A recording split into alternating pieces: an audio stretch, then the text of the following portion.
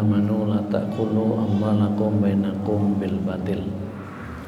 Alhamdulillah, jamaah Masjid Besar Ar-Rahman Kauman Gombong yang saya hormati, tidak henti-hentinya kita memanjatkan rasa syukur kita kehadirat Allah sampai dengan malam hari ini kita semuanya masih diberikan karunia nikmat yang sedemikian banyak. Salah satunya kita masih diberi kesempatan untuk hadir melaksanakan ketaatan berupa sholat maghrib, kemudian thalabul ilmi. Sesuai dengan apa yang diamanatkan kepada saya untuk berbicara tentang tema yang sebenarnya cukup berat, muamalah maliyah. Kita udah beberapa pertemuan membicarakan bab tentang hutang. Mohon maaf kalau mungkin ada hadis, ada pembahasan yang diulang-ulang. Bukan maksud kita mengecilkan, bis paham misal begitu. Moga-moga menambah kepahaman dan bisa menjadikan dalam implementasi prakteknya kita bisa dituntun dengan ilmu yang kita miliki. Dan mohon izin kepada takmir hingga agar nanti tema ini tidak terlalu membosankan. Wabil khusus buat saya, sebenarnya saya minta ada selingan berkaitan ketika pertemuan, anggap ini pertemuan pertama saya bahas muamalah maliyah. Terima kasih. Pertemuan yang kedua saya tadinya meminta tazkiyatun nafas, tapi ternyata itu bisa beririsan dengan ustadz yang lain ya Pak Ahmad ya. Sehingga ada satu tema mungkin yang penting dan itu menarik, moga-moga, yaitu tentang sirah nabawiyah ya, sirah nabawi dan sahabat. Insyaallah nanti pertemuan saya, kalau sekarang bahas tentang muamalah maliyah, maka pertemuan yang akan datang saya akan menyampaikan tentang sirah nabawiyah, yaitu tentang bagaimana sejarah kehidupan Rasulullah SAW beserta dengan para sahabat. Nah itu penting buat kita ya, jangan sampai kita mengaku menjadikan Rasulullah Muhammad sebagai tauladan kita, uswah kita, tetapi ternyata kita tidak mengetahui sejarah beliau gitu. Insyaallah dengan belajar sejarah ini nanti akan banyak hal yang bisa kita dapatkan untuk kehidupan kita. Untuk tema pada malam hari ini yaitu tentang hukum dan etika atau adab berhutang. Sebagian mungkin sudah pernah kita bahas, meskipun sebenarnya berkaitan masalah utang piutang ini sudah sering dibahas, tapi belum tentu bisa kita praktekkan semuanya. Yang pertama, untuk era sekarang ini sepertinya jamaah berhutang sepertinya sudah menjadi budaya, gaya hidup. Mungkin ini mohon maaf, kalau kita sedang bertemu dengan siapa saja, komunitas ya misal kayak gini lah, kira-kira orang yang tidak hutang ada 50% enggak? Misal ini yang hadir saja, ada enggak 50% orang yang hadir ini tidak punya hutang sama sekali? Hah? Malah 100% punya hutang semua gitu ya. Lah ya. Leres nggih? Ya, bisa jadi ya entah apapun. Itu kan artinya bahwa sebenarnya ini kan itu kan apa yang kita lakukan, apa yang kita praktekkan, apa yang kita berbuat.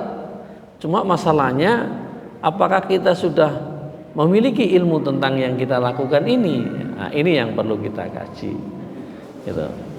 Jadi hampir kebanyakan manusia ini sulit menghindar dari hutang. Gitu. Alhamdulillah kalau jamaah nek utang ora pak, tapi nek ngutangi iya. Gitu. Alhamdulillah. Gitu. Beda sekali orang-orang salaf zaman dahulu dengan khalaf, orang-orang sekarang dalam hal menyikapi hutang. Itu beda.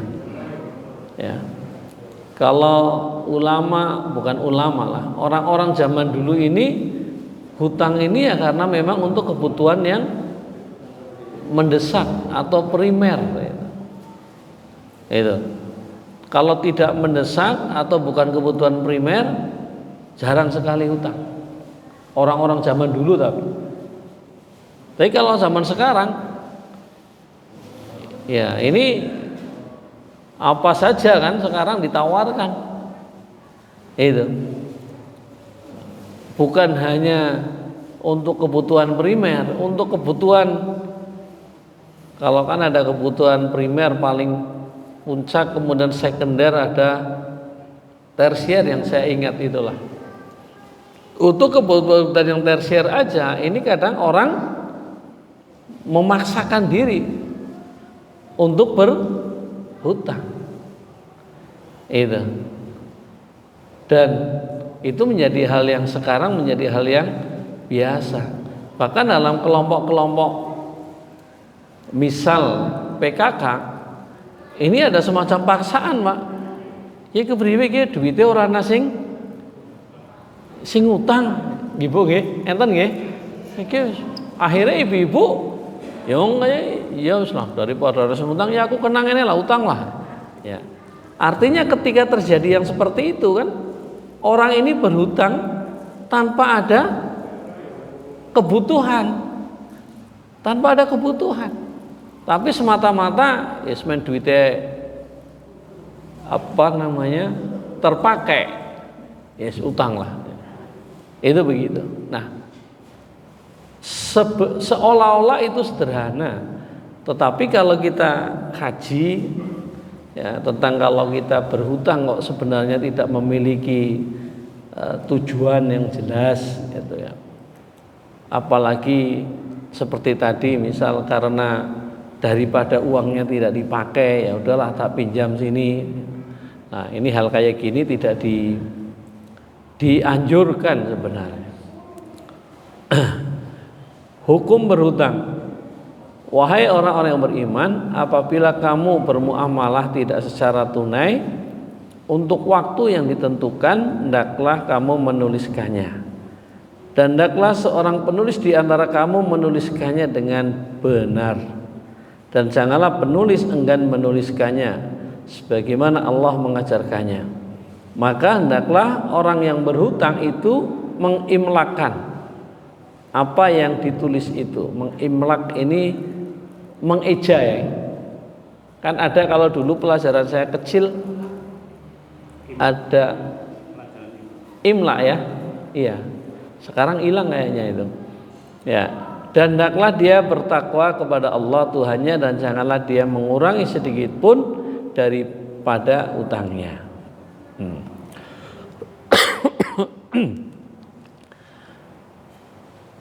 Jika yang berhutang itu orang yang lemah akalnya atau lemah keadaannya atau dia sendiri tidak mampu mengimlakannya, maka hendaklah walinya mengimlakannya dengan jujur dan persaksikanlah dengan 2 orang saksi dari orang-orang lelaki di antaramu.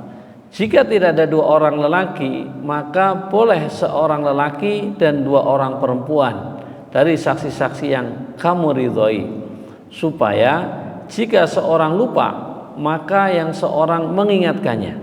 Janganlah saksi-saksi itu enggan memberi keterangan apabila mereka dipanggil. Nih. Kelihatan.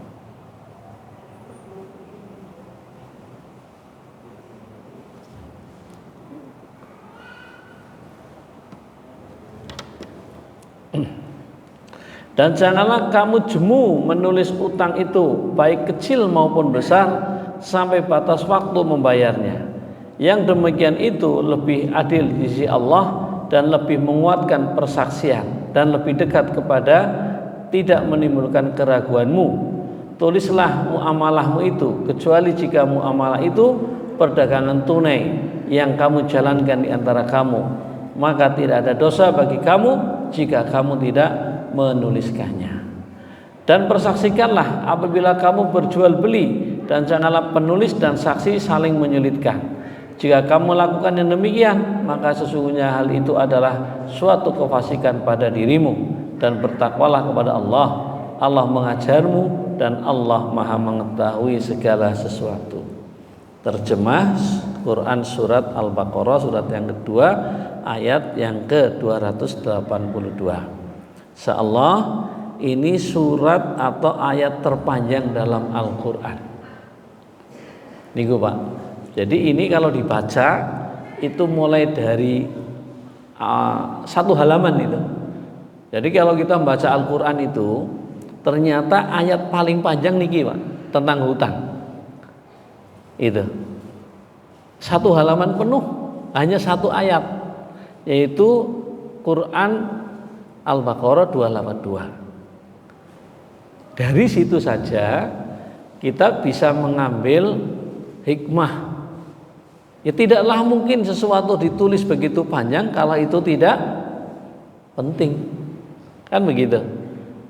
Ya, jadi muamalah maliyah tentang hutang ini ternyata menjadi ayat terpanjang dalam Al-Qur'anul Karim ini. Nanti boleh dicek berkaitan dengan masalah Quran surat Al-Baqarah. Nah, ini hukum berhutang berdasarkan ulama yang saya ambil asalnya adalah halal, mubah, boleh. Jadi nggak ada larangan kalau kita mau berhutang. Cuma nanti menjadi haram. Nah ini bisa menjadi haram. Ini tinjauan fikihnya hutang itu jika berhutang dengan niat sengaja ngemplang atau menangguhkan pelunasan. Sengaja nih. Kalau tidak sengaja ya beda. Jadi utang tapi sengaja ngemplang. Ini terjadi. Biasanya para kontraktor, bukan kontraktor developer. Kontraktor di sini wong sing tukang ngontrak rumah gitu loh. Pindah-pindah itu maksudnya kan sama-sama kontraktor, Bob. Tukang ngontrak rumah namanya apa itu? Ya kontraktor kan. Seolah-olah kontraktor ini harus apa itu? Orang yang usahanya properti developer, bukan. Ini kontraktor dalam artian ngontrak dari rumah ke rumah nih gitu loh, Pak. Itu. Iya. Karena pernah didatangin, Pak, tahu Pak alamatnya orang ini? Enggak. Kenapa? Dulu pinjam ini. Oh, udah pindah gitu. Jadi cepet banget pindah. Ya. Modusnya ini mohon maaf loh kalau ada yang ngontrak bukan berarti nyinggung ya. Nanti mau tersinggung saya mohon maaf terlebih dahulu. Iya. Mohon maaf. Jadi bukan berarti situ, bukan berarti menuduh, bukan. Biasanya karena saya memang memiliki pengalaman tentang hal itu gitu. Datang bersikap baik, begitu sudah dipercaya kemudian mulai utang sana kemari, masa wisake pindah. Itu begitu. Nah, ini terjadi. Jadi haram hukumnya kita berutang ketika sengaja ngemplang. Bahkan berdasarkan hadis yang dulu pernah kita sampaikan, maka nanti orang yang seperti ini ketika temu dengan Allah akan disebut sebagai maling atau pencuri. Padahal utang, Pak, tapi niatnya ngemplang. Nah, ini sama dengan maling, pencuri. Makruh hukumnya jika merasa tidak mampu membayar sesuai dengan kesepakatan dan bagi orang yang tidak terdesak. Jadi sudah dihitung, oke, aku ora mampu nek kudu bayar sesuai kesepakatan tiap bulan sekian atau tiap 2 pekan sekian. Kita sudah tahu bahwa kita nggak mampu, gitu. Dan tidak terdesak untuk utang itu, tapi dia lakukan. Ini makruh. Sunat atau sunnah ketika dalam kesempitan. Itu sudah dicek nih Pak Wawan, leres? Nah, ya, 1 halaman penuh Quran Al-Baqarah 282 itu berbicara tentang ini. Nah, itu ayat yang terpanjang. Paling tidak sekarang kalau kita ditanya ayat terpanjang ayat apa? Ayat apa? Ayat ke 282 surat Al-Baqarah. Nggak ada ayat yang lebih panjang dari itu, Pak. Wajib orang berhutang bagi orang-orang yang terdesak. Nah, ini mestinya di sini, Pak. Nah, ini para salaf di situ. Orang-orang dahulu itu hanya utang karena memang terdesak. Kalau yang sekarang ya mohon maaf, yang sengaja ngemplang ya ada, yang memang sudah tahu tidak mampu tetap utang, gitu kan. Bahkan sekarang banyak, Pak, utang untuk HP misal. HP, untuk HP. Orang tuanya sudah punya, bapak sudah punya, ibu sudah punya. Artinya kan komunikasi sebenarnya cukup ini. Tapi karena anaknya ribut baik, nggak mampu sebenarnya. Nah, ini akhirnya mau tidak mau utang untuk beli HP. Nah, ini bisa jenengan lihat kalau yang terjadi begitu, apakah benar kebutuhan HP ini sudah menjadi hukumnya wajib begitu loh. Apa nek orang nyekel HP terus meriang? Nek meriang mungkin ya karena stres. Kancane duwe ki ora duwe mungkin. Tapi apa kemudian akan menjadikan negatif yang lain? Kan ya tidak. Tapi coba jenengan lihat di lingkungan kita. Sudah banyak, Pak, orang yang terpaksa atau memaksakan diri utang untuk beli HP anaknya dan anaknya masih SD. Masih SD. Sekarang itu HP ini buat anak, jangankan anak SD, Pak, anak bayi saja sekarang kalau ribut disetelna HP, ibune masak kanu HP, yo akhirnya kan banyak keranjingan masih kecil itu. Nah, ini maka keberadaan HP menjadi sebuah tantangan bagi kehidupan kita. Bukan berarti menolak teknologi, mboten, Pak, tapi bagaimana hal ini menjadi tantangan yang serius buat kita. Nah, sisi lain HP ini menjadi alat juga yang positif buat kita dalam thalabul ilmi, Pak. Seperti saya misal, kebetulan saya ikut belajar online, nah, misal bahasa Arab begitu. Begitu dikirim, saya lihat, matikan, mau malam mau tidur misal ada waktu pengen belajar, bisa saya setel lagi kan? Artinya bisa murojaah mengulang berulang-ulang. Coba kalau pengajian seperti ini, kita ngaji pulang, kamu sih mau napak mundir apa ya? Kan iya. Tapi begitu ada HP, hamil tiduran setel, ingat terus. Itu salah satu manfaat yang positif. Jadi HP itu ya sebenarnya ya alat, tergantung siapa yang mau pakai HP itu. Jangan salahkan HP ini, sebuah teknologi yang tidak bisa dihindari oleh kita semuanya. Nah, kita lanjut, etika berhutang. Yang pertama, kalau bisa hindari hutang sebisa mungkin. Hindari, Pak. Ya, hindari hutang sebisa mungkin. Apa ada orang yang tidak punya hutang? Ini orangnya hadir enggak ya? Yang mohon maaf, Pak, yang tukang becak dari Semanding, Pak, siapa namanya? Ada enggak ini? Orangnya di belakang mungkin. Kemarin setelah ada kajian seperti ini ketemu saya, ucapannya dia alhamdulillah enggak punya hutang itu.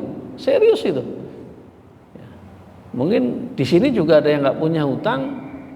Terus kalau korban selalu korban, ini kayaknya Hamdan ya, Pak Ahmad ya.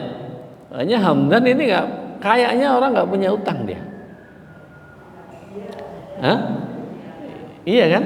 Mana orangnya nih Hamdan ini? Ada Pak, jangan dikira apa orang utang. Ada di sini, ada beberapa jamaah. Mau dicek Hamdan ngeran dia utang. Hah? Dan tiap tahun mesti kurban itu Hamdan itu. Kalah aku karo Hamdan. Hamdan siki wis gelem daftar.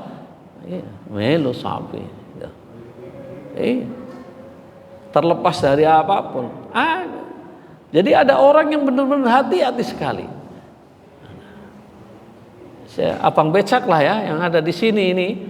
Setelah saya kajian yang keberapa ngobrol dengan saya, alhamdulillah Pak, saya nggak punya hutang. Saya ya Allah, iri saya dengan jenengan. Ya. Ada bisa nggak punya hutang dalam kondisi yang seperti ini? Ya bagaimana dia kayak petani zaman dulu hanya memakan apa yang dia dapatin gitu. Ini kan luar biasa. Kemudian etika yang pertama tadi Ibu, Bapak, menghindari hutang sebisa mungkin. Oh, tapi sekarang kan ya ada kelompok PKK, tiba-tiba ada orang datang menawarkan hutang dengan sistem kelompok gitu. Ada model begitu sekarang. Yang namanya tanggung renteng apa ya? Itu. Harus 10 orang. Bu, kayak kurang siji lah, melu lah, men utangnya bisa cair. Itu. Iya. Melu. Dari 10 itu ada 1 atau 2 yang tidak bisa tepat waktu. Akhirnya minimal diomong sama yang 8 orang. 2 kali nggak angsur, bukan omongannya sudah semakin ya pedes lagi gitu. Ngangen-ngangeni wae. Ya udah, jadi banyak masalah ini. Ya. Ya itu. Berniat melunasi hutang. Kalau terpaksa kita hutang, maka pastikan kita punya niat untuk melunasi hutang. Sejak awal kita berhutang. Aku utang ya, niat melunasi loh Pak Ahmad ya. Bismillah jaluk dongane ya. Insya Allah niat melunasi. Gitu. Jangan seperti yang pertama yang awal tadi, niat ngemplang itu malah haram hukumnya. Dalam Sahih Bukhari, nah ini sudah pernah kita sampaikan, barang siapa mengambil atau menghutang harta orang sedang dia berniat untuk melunasinya, niscaya Allah akan membantu melunasinya. Nah ini niat, maka Allah akan membantu. Itu. Nanti ada pertanyaan, Pak, aku jarku wis niat loh, tapi ora lunas-lunas. Ya adalah yang begitu. Tapi ya tetap gitu kan. Ini. Ya, tinggal hutang kita, hutang untuk apa? Gitu.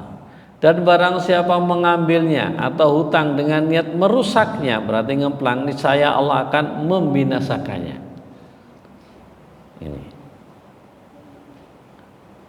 Jadi ini Sahih Bukhari.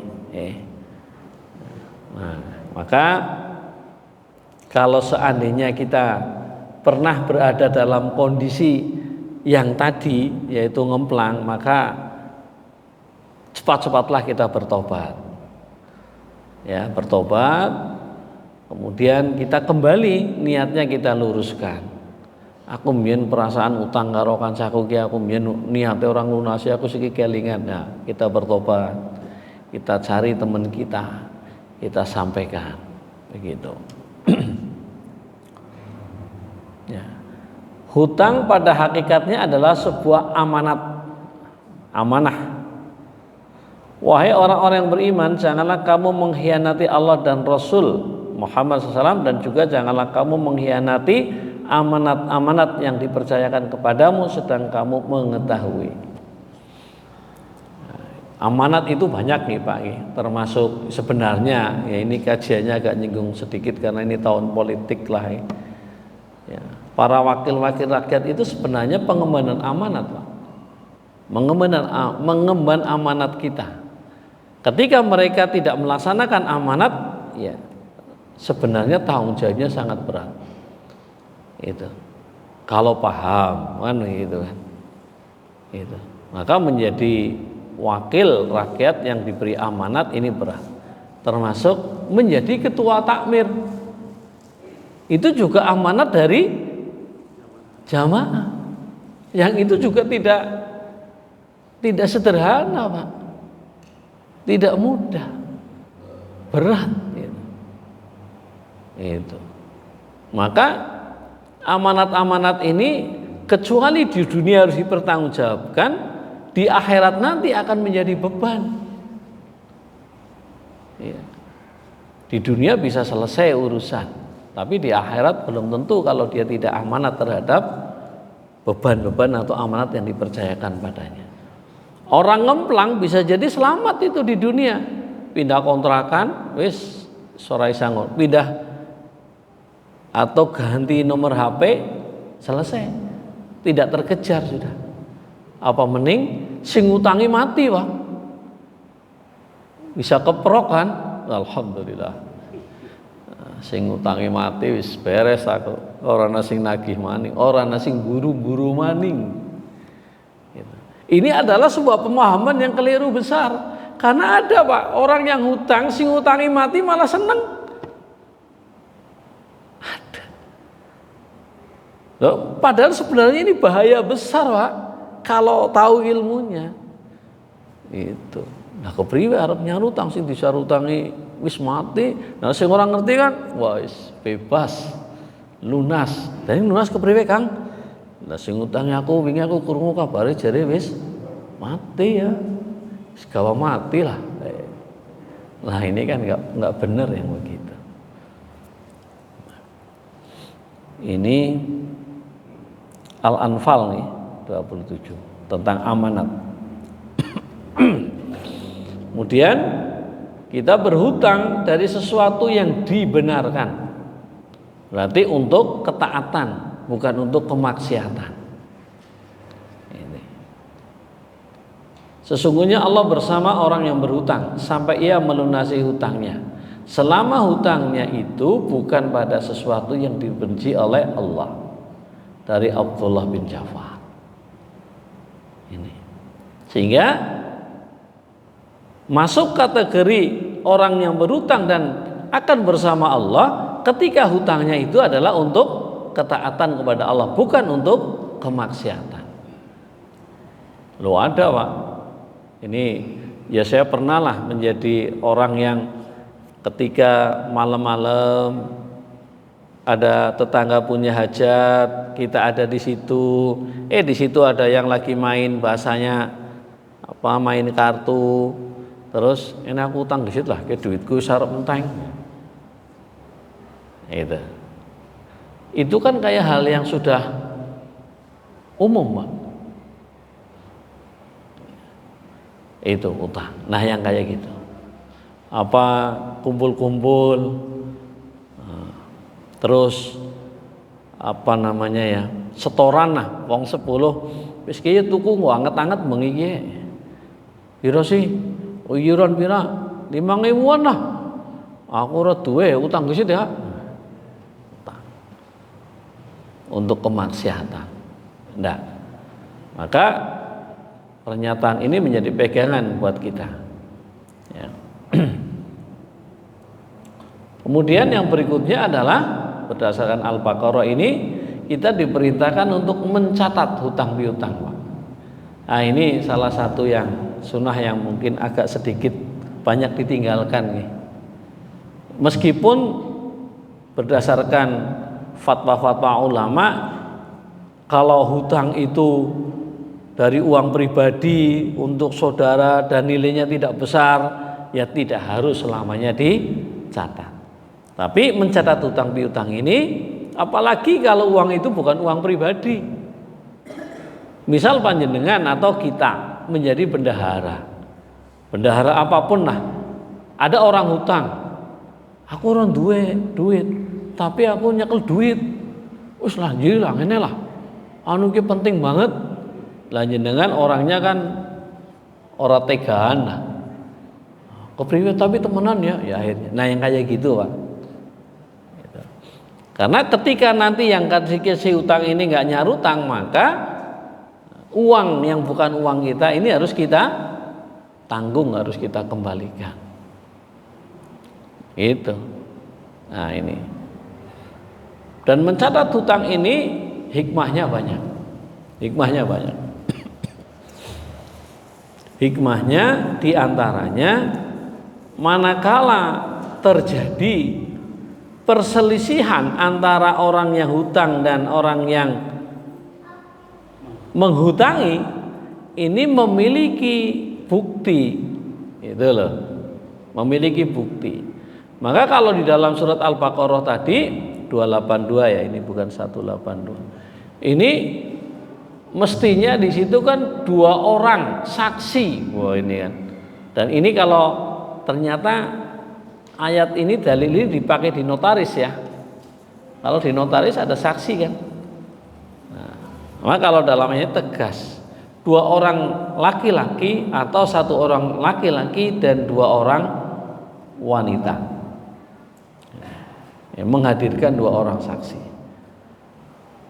Kalau terjadi perselisihan, maka catatan tentang hutang piutang inilah menjadi rujukan. Apa jadinya? Misal ada di antara manusia orang tuanya meninggalkan harta waris, kemudian tiba-tiba ada kenalan orang tua kita yang meninggal datang ke rumah menyampaikan, ini pertama kami hadir menyampaikan bela sungkawa atas meninggalnya bapak panjenengan, kemudian mohon maaf sekali saya menyampaikan nggih, bapak panjenengan niki ngadain apa nek bahasa tanggungan hutang terhadap saya sebesar sekian. Wah, ini kita sebagai anak kalau begitu apa coba? Nuwun sewu. Karena kita mesti bingung ini. Onten buktine napa mboten? Waduh, mboten ditulis ya waktu niku ya. Terus enten saksine mboten. Saksine niku tapi nggih pun nilar. Lah gimana coba? Kalau terjadi begini. Kita sebagai anak pasti bimbang kan? Padahal ada harta waris yang bisa diuangkan untuk melunasi ini, tapi kita ragu. Apa kita temenan ya? Bayar ya. Bayar nek orang nglakoni temenan ya apa bayar apa ora ya. Aja mending angkat duitnya nipis, harta warisnya nipis kan. Nah, ya kalau yang punya ilmunya lah kan, ya kepriben ya.